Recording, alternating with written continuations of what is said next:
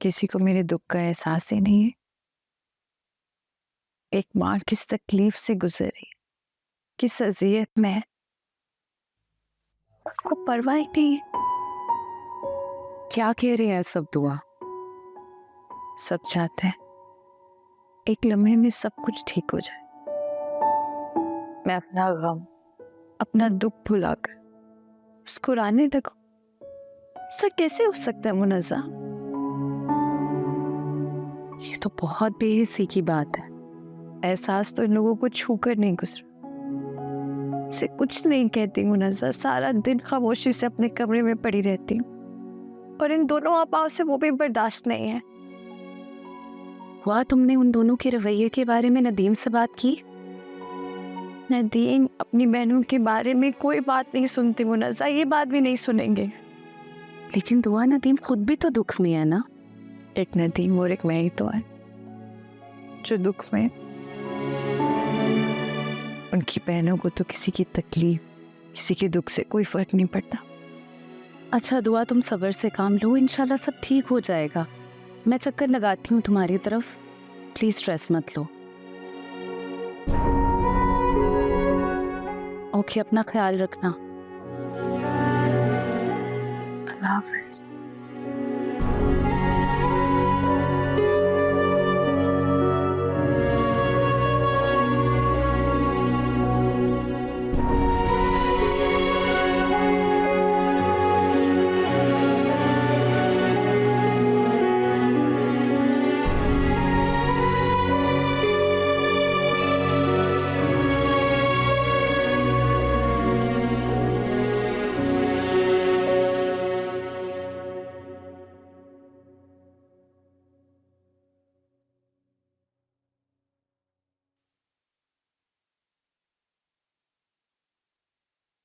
अस्सलाम वालेकुम। वालेकुम अस्सलाम। वालेकुम अस्सलाम। आओ बैठो, हमारे साथ चाय पियो। मैं थोड़ा थका हुआ था तो आराम करूंगा फिर कभी।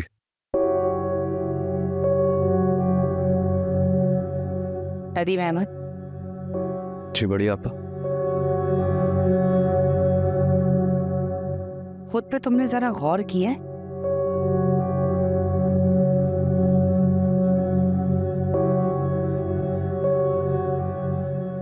तुमने तो बिल्कुल मुस्कुराना छोड़ दिया बेटा।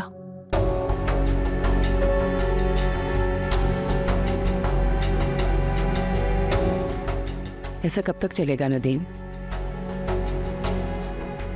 मुझे वहशत होने लगी है। दुआ सारा सारा दिन अपने कमरे में होती है और तुम बात तक नहीं करते।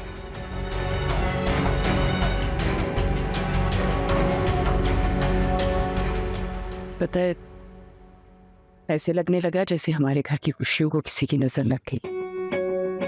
कुछ समझ में नहीं आता। खुशियों को तो तब नजर लगेगी ना जब हमारे घर में खुशियां होंगी। दुआ तुम्हें खुशियां देना ही नहीं चाहती। क्या मतलब बड़ी आपा? मेरा मतलब यह है कि दुआ का कोई इरादा नहीं है कि वो तुम्हें खुशियां दे। नहीं बड़ी आपा, ऐसा नहीं है। सारा आपा, मैंने आपको मना किया था नदीम के सामने दुआ की कोई बुराई ना करें आप। ये नहीं मानेगा। आप क्या कर रही हैं ये सब?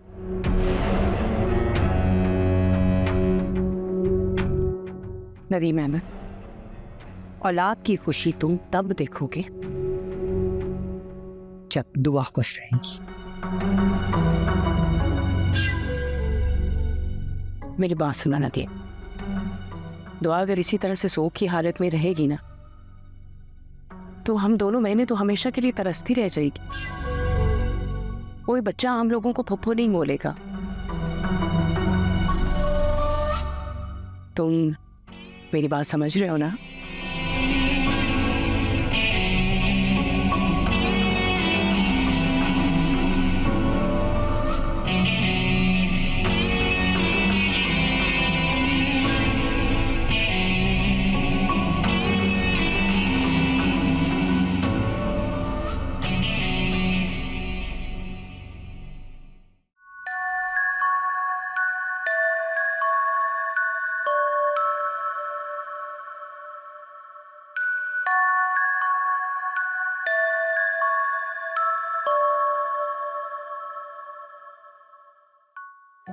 दुआ अगर इसी तरह से शोक की हालत में रहेगी ना, तो हम दोनों महीने तो हमेशा के लिए तरसती रह जाएगी।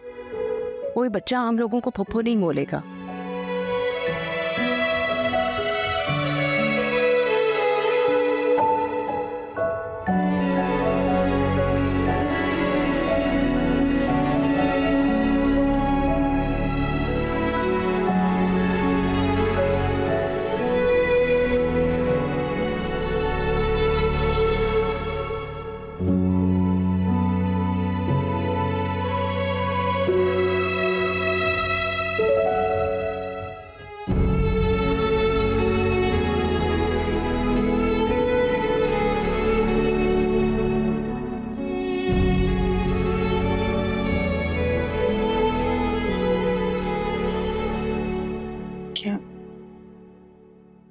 क्या हुआ नदीम?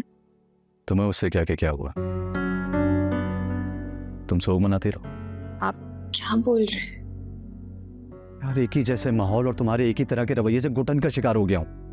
नदीम, आप तो ऐसे कह रहे हैं जैसे ये दुख सिर्फ मेरा है और ये हमारा गम नहीं।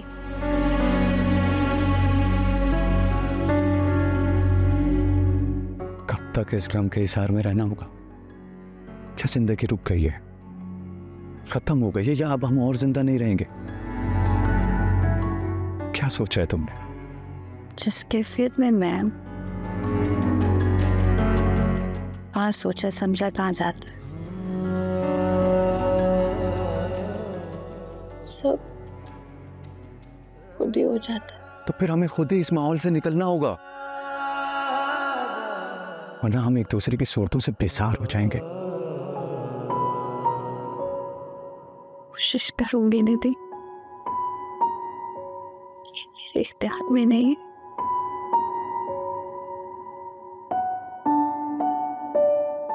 ठीक है, फिर जो दिल में आए वो करो।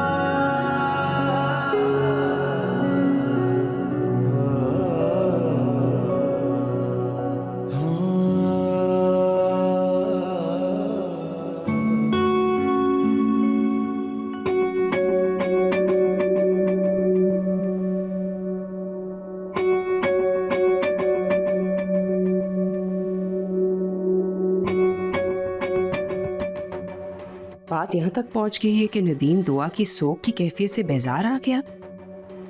बड़ी आपा ने तो नदीम और दुआ को अलग ही कर दिया।